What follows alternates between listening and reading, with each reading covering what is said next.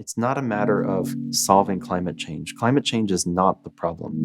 Climate change is a symptom of a much deeper and much more intractable problem that we have to figure out how to solve.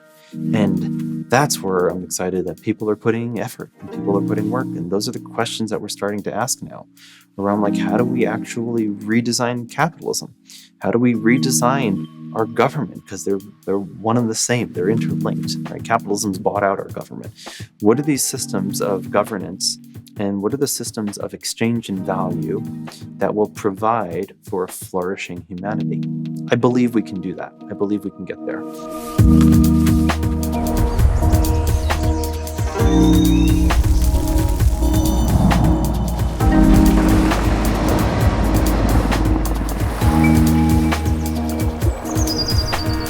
Welcome to the Regeneration Will Be Funded.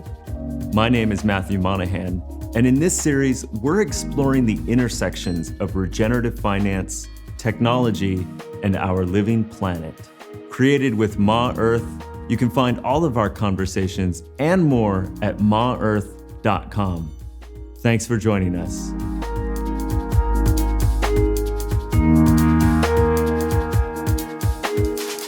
Hello and welcome. Today's conversation is with Jeff Orlowski from Exposure Labs.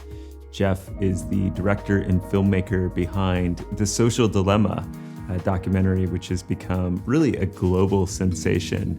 Jeff also directed previously Chasing Ice and Chasing Coral, which were both really influential in raising awareness around climate change and environmentalism.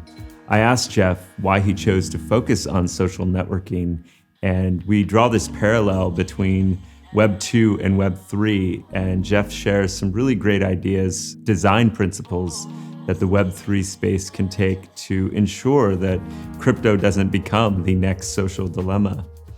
Jeff also shares some rather sobering comments on the state of capitalism.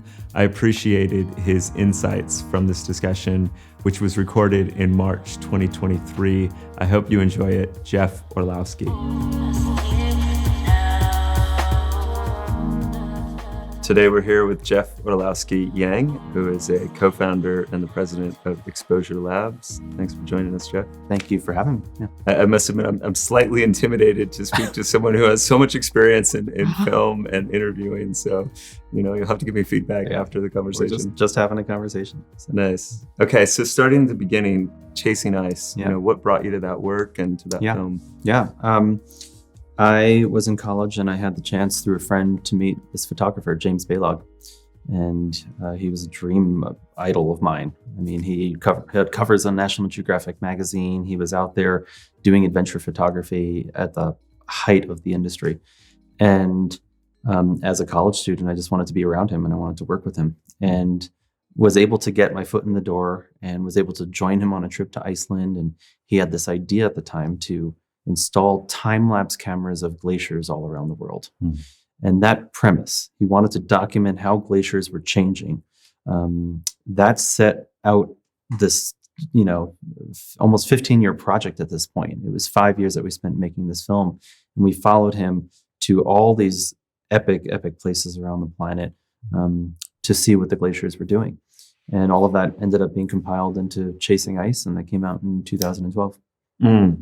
I've had some really special moments with glaciers, and I was in Glacier Bay in Alaska, and I remember just the awe of watching them crash into the ocean. And it was so remarkable because you had these huge structures that were clearly just, old ice melting right before my eyes and no one around to see it. I had an experience on Chasing Ice where one of our colleagues, Adam Lewinter, he and I went to Greenland to film a huge calving event. That was the goal. We called it glacier watching. And we literally just camped out by the side of a glacier for the better part of a month. Wow. And the two of us maintained a 24-hour vigil of just somebody being awake because it was still light out at 4 o'clock in the morning. And we thought, what if the glaciers break then?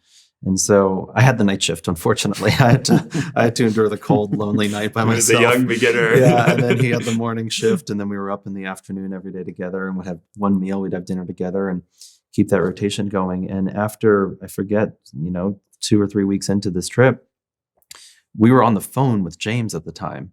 And while we're on the phone, we see something happening to the glacier, and we see it starting to change and starting to break off.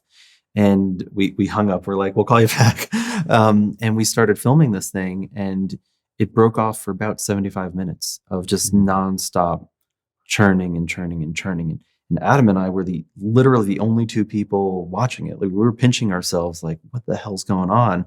And we ended up getting awarded 2 Guinness Book records for that event. It was the biggest and the longest calving event that had ever been filmed. Wow. And that's one of the big scenes in Chasing Ice.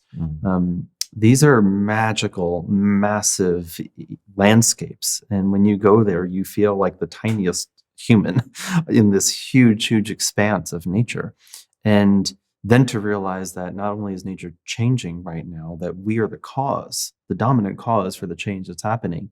And these glaciers are morphing and evolving, and these landscapes are changing, and we're speeding all of that up. And how does that sit with you these years later? And like, how does that experience shape your work and how you view the world? It's changed so much over the years.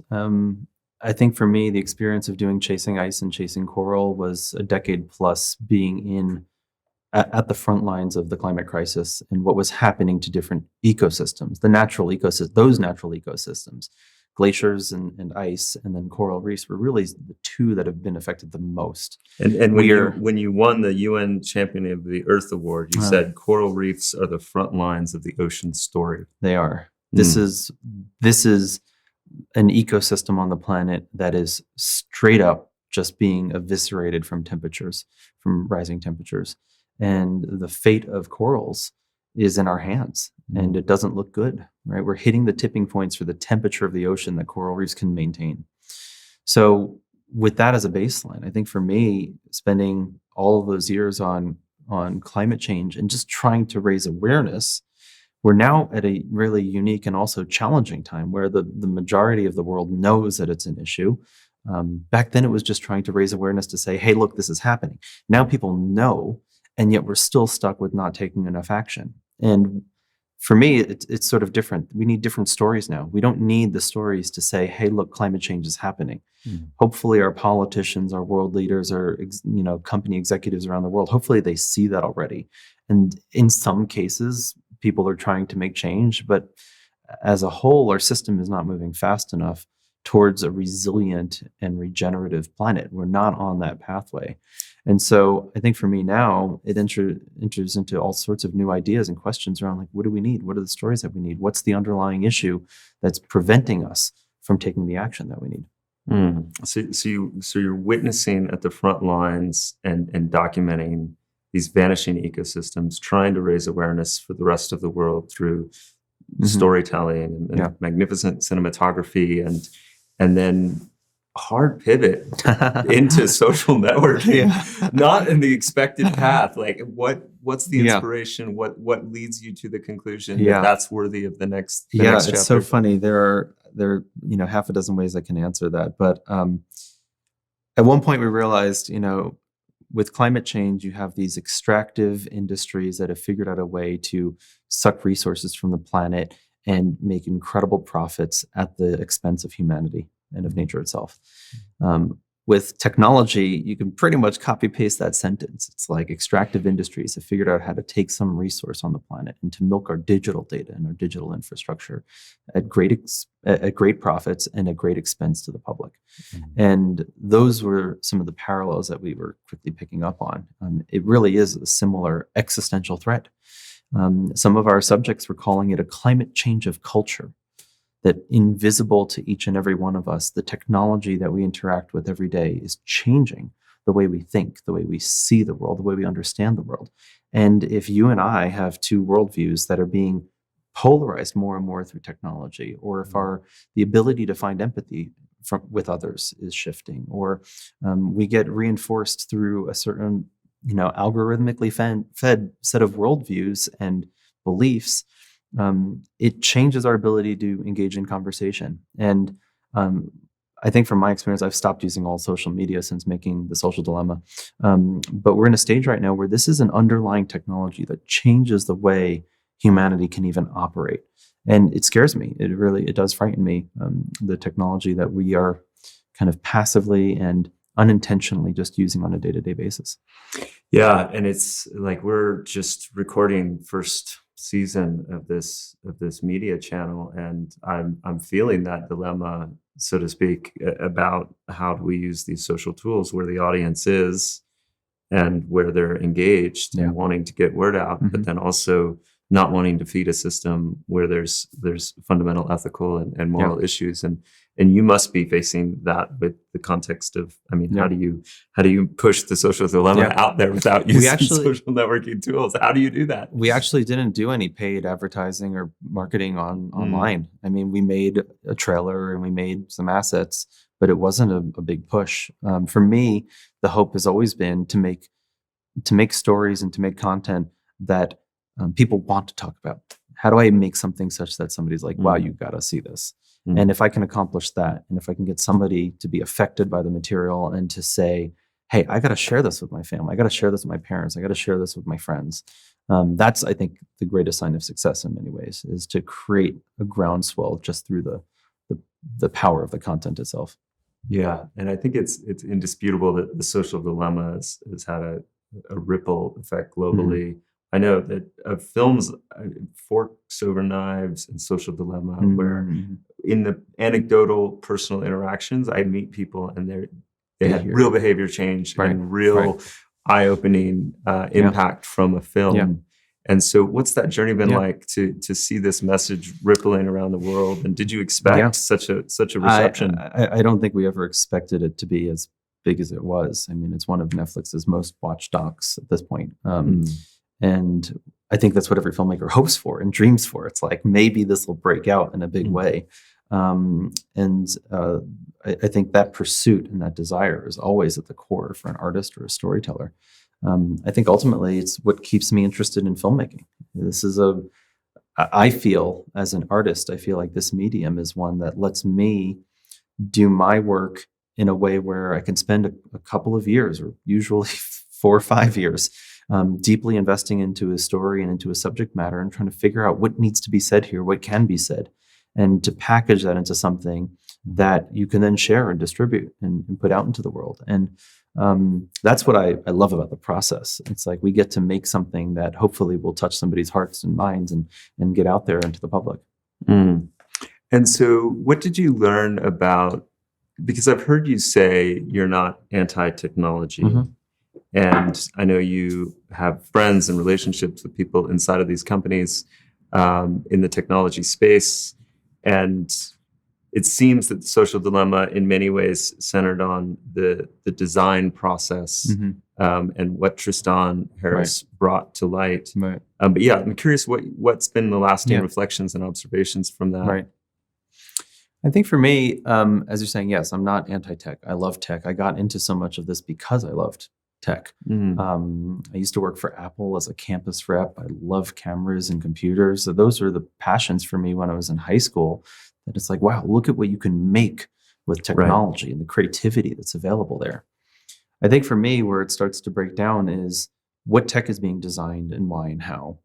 And I think from the general public's perspective and from within the capitalist system, the perspective often is like, oh, can we solve somebody's problems? Like we hear that, like, somebody wants to make design a company to solve a problem. But part of that is also like, can this be profitable? Can this company or this idea receive enough money to sustain it, receive enough money so that it grows with enough potential profit that it is a worthy idea to make and put out in the world and invest into? That creates this very slippery slope of what actually exists. Because what exists in the world now is not technology that's designed to make you feel closer with your friends and family. It's not designed to depolarize society. It's not designed to connect you, to greater accurate information. The technology is designed with a very different intent. And if we look at the news industry, or if we look at social media, these are industries that are built on eyeballs and advertising. Like news itself, unfortunately, is built around advertising business models. So whether or not a news network shows a particular thing or not is like, how's it going to affect the ratings, right? Social media itself is designed around this monthly active users, daily active users. What's the advertising revenue going to pull in? How much money can an individual user add to the system? That creates such a perverse incentive structure for the system as a whole and for the public. And that's what pushes slowly every click and every like and every swipe, it pushes the entire system in a particular path. You know, you don't hear people going, oh yeah, I just spent 2 hours on social media today and I feel enlightened. I feel closer to my family. That's not it, because that's not what's the most clickable. That's not what we find people engage with the most. And that business model is at its core, I think, a real problem for how we distribute information in the world. So I'm a huge fan of tech, but let's pose this question. Just imagine what technology makes you feel closer to your family and friends, right? And what's the incentive model behind that? Just an example there, FaceTime. Like you get an iPhone, FaceTime comes built in. You're not getting notifications from FaceTime saying, oh, you haven't checked, you haven't used FaceTime in a week. You haven't blah, blah, blah. It's not trying to manipulate you to use the technology. It's sitting there waiting for you. Hey, I want to call my parents. I want to call my sister. Who can I just have a conversation with? And there are some technologies that exist like that. But when we look at the landscape of where our technologies are on the planet right now, the biggest companies in the social media space, those huge, huge companies are there with the business model that ultimately it has an incentive system that, in my mind, doesn't align with the general public. 100%. And so we've been exploring a lot of themes around Web3, and there are a lot of people in Web3 who are responding to these big tech Web2 monopolistic and highly capitalistic extractive structures, and saying we have to do this a better way. It's exciting. It is exciting, and obviously we've seen that Web3 and crypto at large has also given us a lot of nonsense. And so, I'm curious if you're speaking to the audience of technologists who are at that outset of excitement and building and wanting really well intentions to be flourishing and realized in the world. Thoughts, wisdom, advice for how they go about that process? Great question. I spend a lot of time thinking about fractals. How do you design at the small level that also works at the large level? We have these false senses of scale and growth coming out of, in many ways, these industries. Why am I supposed to have 5,000 friends on Facebook? Like, nobody has thousands and thousands of friends, right? I feel like the word friend has been usurped and stolen from the English language. Like, I would love, there's a concept called the Dunbar number that we only can maintain. Humans can only maintain about 150 close relationships. What does technology look like that helps me flourish with my closest 150 people? And there are outer circles and outer rings and acquaintances and what have you, but that core 150 people, what would it look like for any type of technology that, hey, my friend's having a really tough day today and could you really use a phone call? Right? Or, hey, these people are on my highest priority list, my core family and core friends. And hey, you haven't spoken to this person in quite a while. And like, how can you connect there? What could technology look like if it was designed at that core level that also could then be replicated out?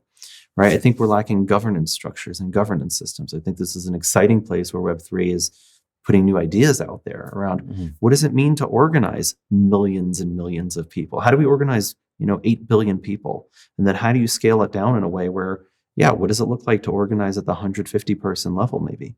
And then how does it scale from there? And how do you design systems that work at all of those levels? I think the big questions are like, how do we design for what humanity needs as opposed to what could be really, really profitable? And I think that's been the slippery slope. And it's a challenging slippery slope because I empathize with a founder who's got a great idea for something and they start working on it and messing with it. And now you've got a whole team and it's growing. And you're like, I don't know how this is going to make money. And then you have to figure out a business model at some point and you're like, oh, well, screw it. We'll do this thing that pays the bills. And it corrodes the initial intentions or corrodes the the worldview or the optimism that it might have had at one point, just to keep it sustained. Those are tough positions to be in. But I think the big question is, how do we keep the technology aligned in what we need as a society? And how do we find the answers to that? Make sure the right people in the room, make sure there are diverse perspectives in the room so that we can know for sure this is actually the technology that people want, that we're building with that intent in mind. There's a phrase that I always heard while working on The Social Dilemma: Silicon Valley solves Silicon Valley's problems. And like, I heard that from a dear friend, Asa Raskin, and I was like, it made so much sense. It's like, yeah, you go to San Francisco now and the traffic is terrible, and I really wish I had a self-driving car that could get me through this.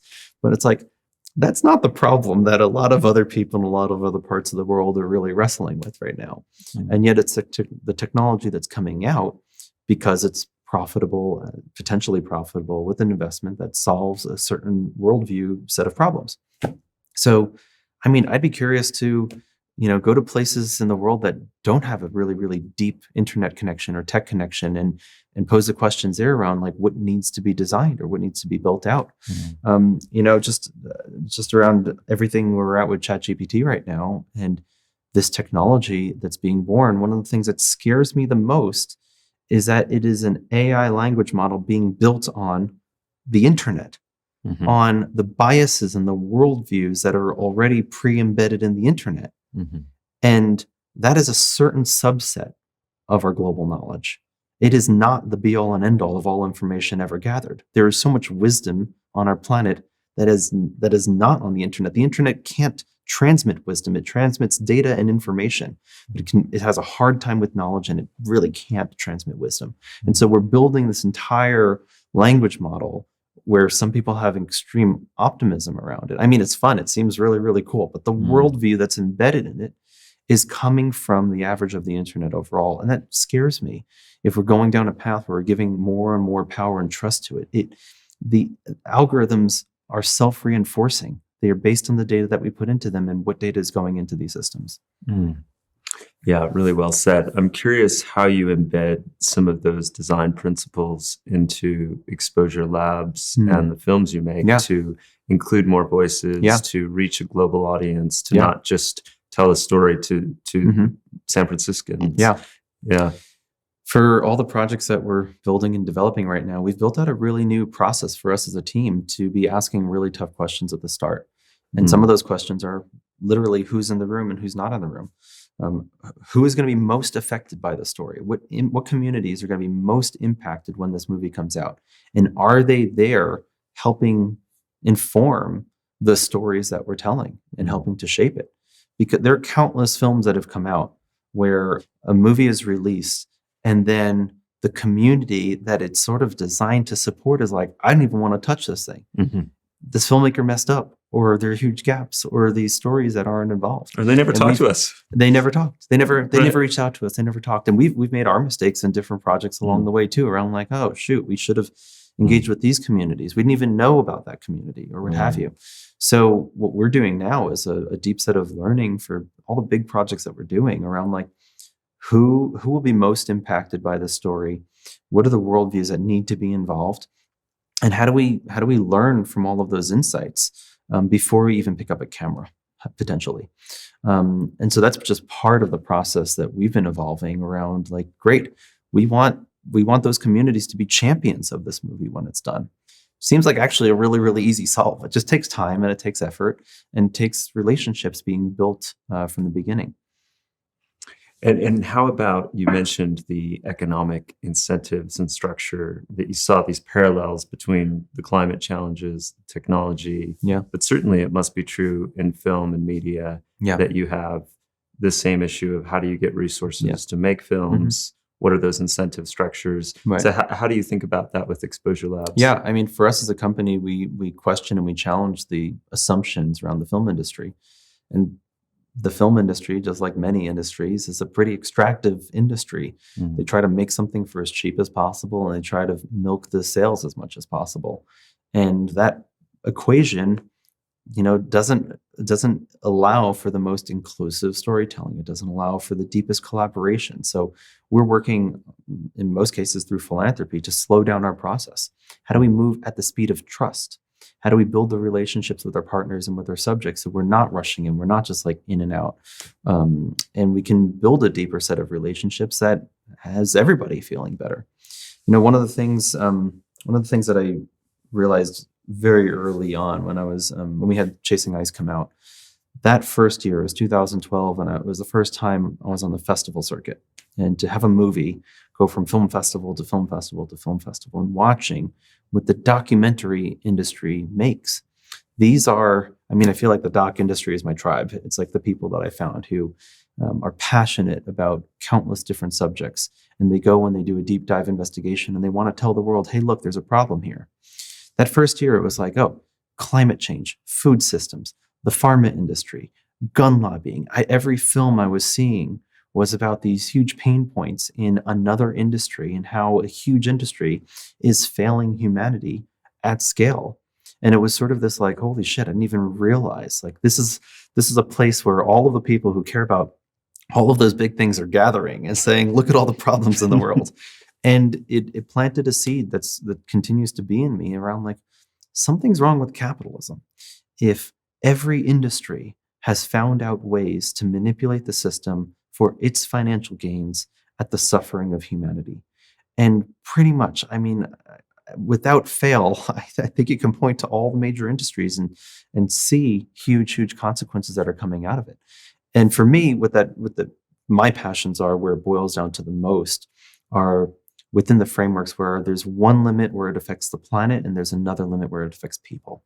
So you have climate change and environmental crises and hitting planetary boundaries and ecosystem collapse. All of that is like one end of where capitalism hasn't had guardrails and just runs rampant and doesn't pay for externalities and has all of that set of consequences.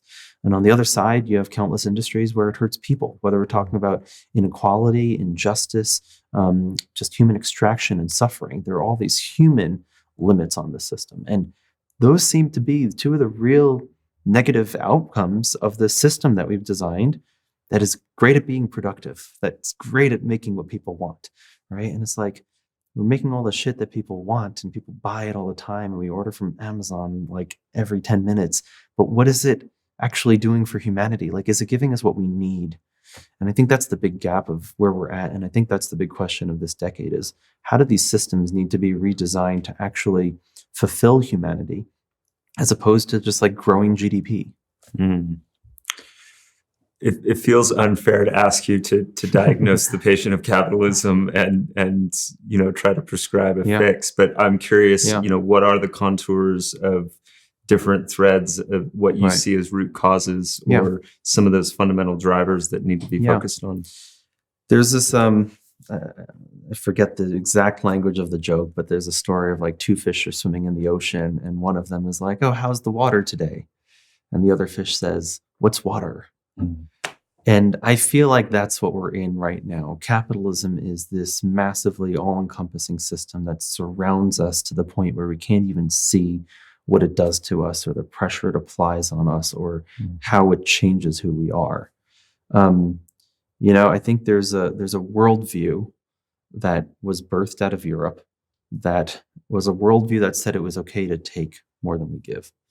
And in different ways, that practice of taking, of whether we're physically extracting from the land or extracting from humans to build a thing, to sell a thing, to make money, this consolidation of wealth and accumulation of wealth was an idea that came out of Europe and was exported to in all these different ways, different parts of the planet that were colonized and extracted upon. From those worldviews came genocides and slavery, and came a relationship with planet Earth that said we were dominant over planet Earth and we can take as much as we want. It's our dominion. And I think we are now at a stage where that worldview has come up on all these limits.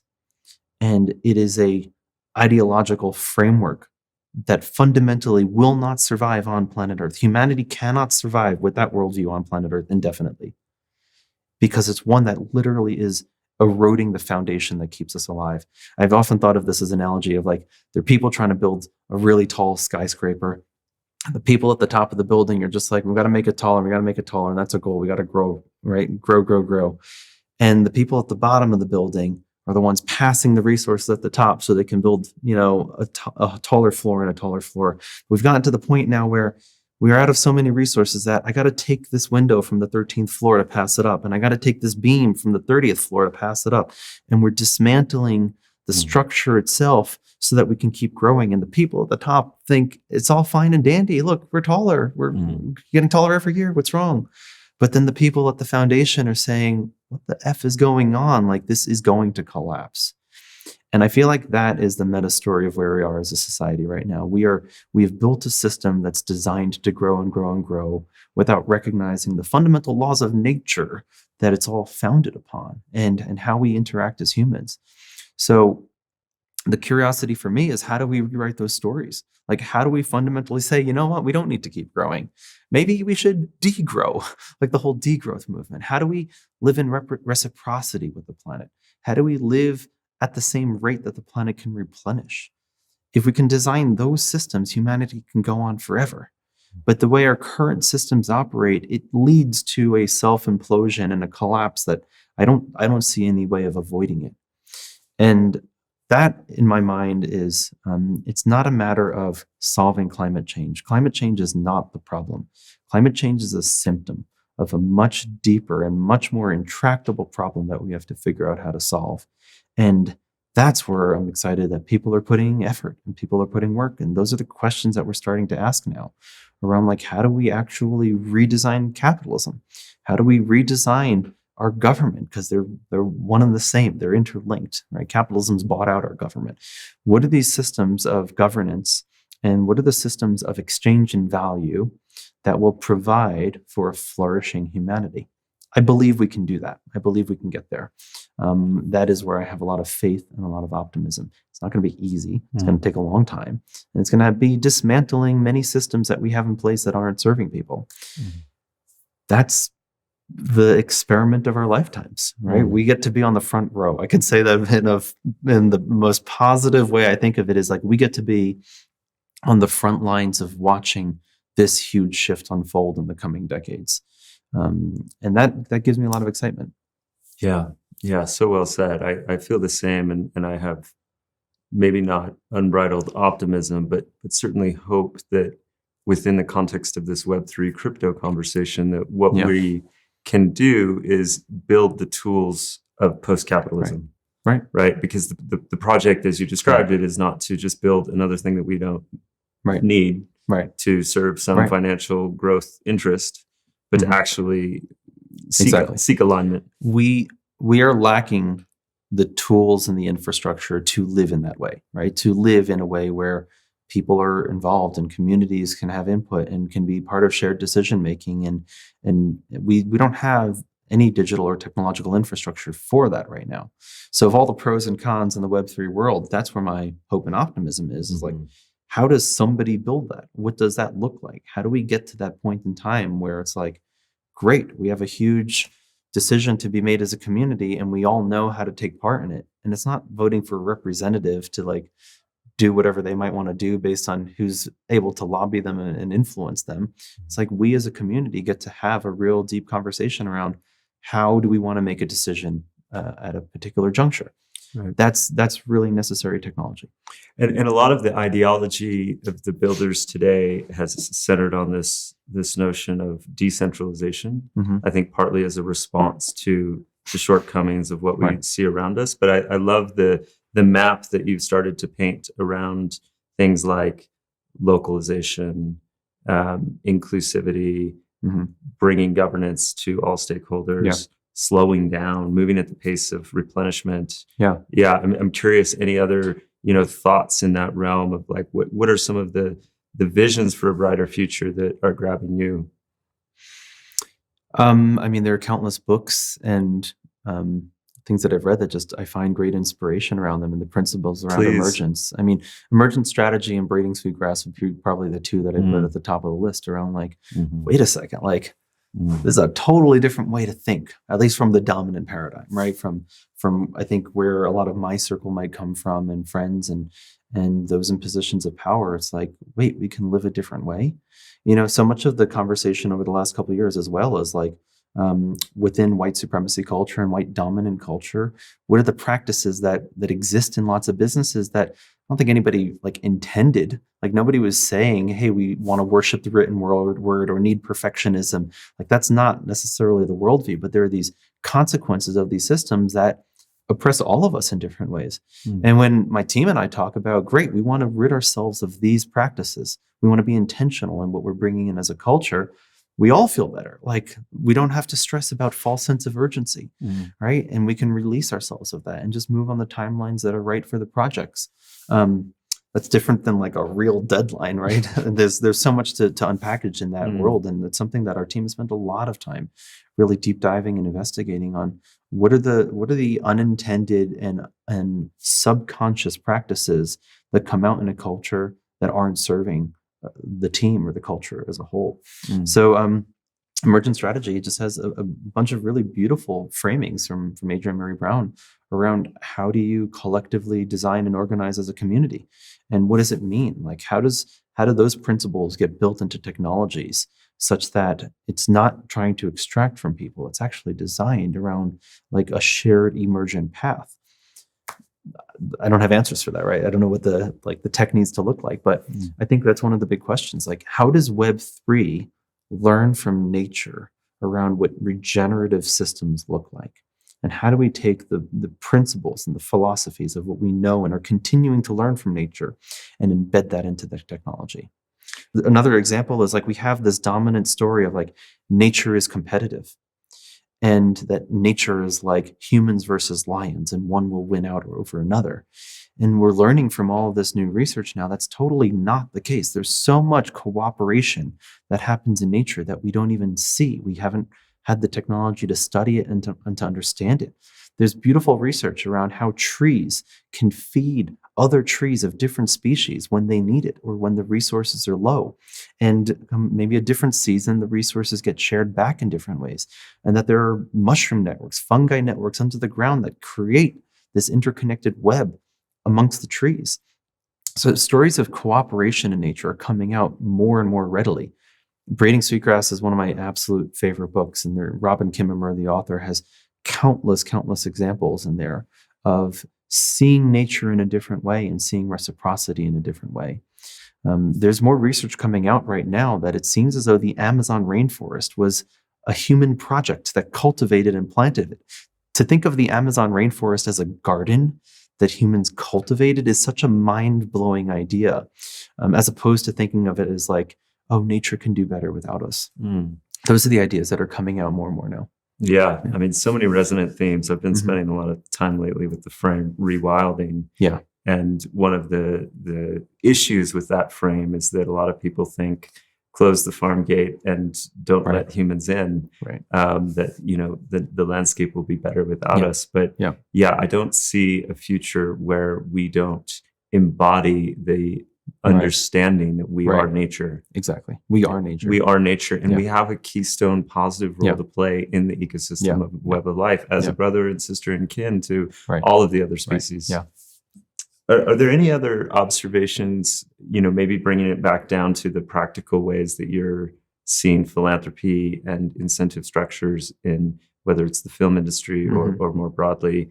Any other observations about how do we design our financial interests at the outset of these projects that can be more in alignment, especially as they scale? One of the exciting things is that foundations around the world are seeing more and more the need for them to do not just more work, but maybe even more aggressive work or to be involved in bigger ideas. I see foundations pushing themselves around like, oh, maybe we shouldn't just give away our 5% minimum, right? And that's part of the same idea of like scarcity mindset, hold the money, give away the minimum so that we can keep going. More and more organizations are like, no, let's spend all the money now. Let's have all the impact we can possibly have now, get the money out there doing the work and see what that yields. Because what good is it for us to sit on, a huge endowment that we're going to sit on for 100 years what's the world going to look like 100 years from now that needs the money or not? Like, we need the money to be moving now. And so I'm starting to hear that more and more, where there are communities and organizations and foundations in particular saying, our problems are only growing and growing and growing in scale, and we need to accelerate the work to try to find these solutions at a faster pace. Yeah, let's compound the value that we're creating rather than compound the money sitting in an endowment. Exactly. Yeah, That's shifting more and more. So what's next for you? We're at a stage right now where we've got so many projects in the pipeline. It's interesting. With COVID, we were in a good spot with our productions that The Social Dilemma had just come out and we weren't filming.